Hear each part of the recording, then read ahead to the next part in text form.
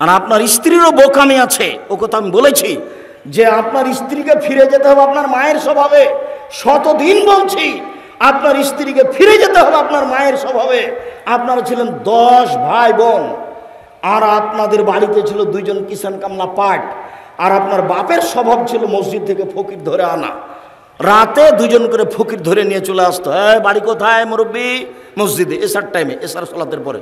আমার বাড়ি ফরিদপুর ভাঙা। রাতে খেয়েছেন? জি না। তো চলেন। সাথে করে নিয়ে আপনার বাপ নিয়ে চলে এসেছে।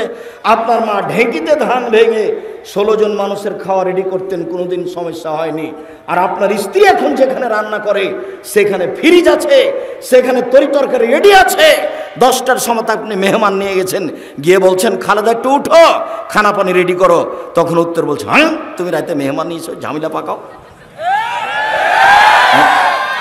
এই বউকে পরিবর্তন করার চেষ্টা করুন। এই যদি পরিবর্তন না হয় তালাক দিতে হবে, এ কথাই ঠিক।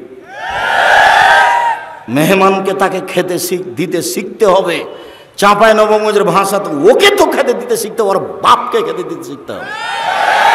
মানে ফকির মিসকিনকে উপেক্ষা করা চলা যাবে না। আপনি বুঝতে পারছেন না? এখানে এই কথাটা বলে আপনাকে আমি আগাই।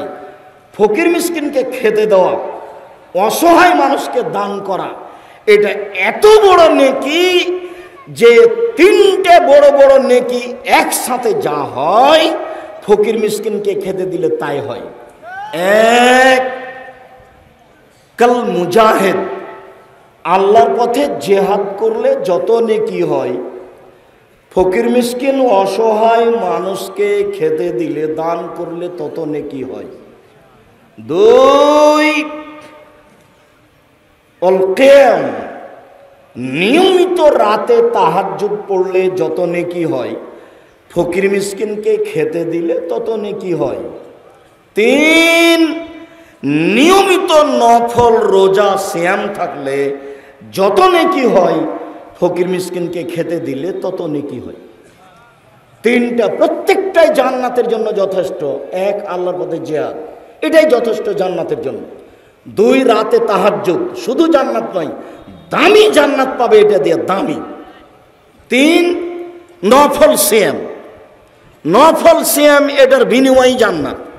তাহলে 3টার প্রত্যেকটার নিজস্ব ক্ষমতা জান্নাতের, কিন্তু 3টে সমান একটাই। বলেন তো সেটা কি? ফকির মিসকিনকে খেতে দেওয়া, দান করা, অসহায় মানুষের পাশে দাঁড়ানো। কেন আপনি বললেন যে মাফ করো? কেন আপনার মা আপনাকে 50 টাকা খুচরা বের করে দিল না? মনে কিছু নিয়েন না, আপনার মায়ের স্বভাব পরিবর্তন করতে হবে।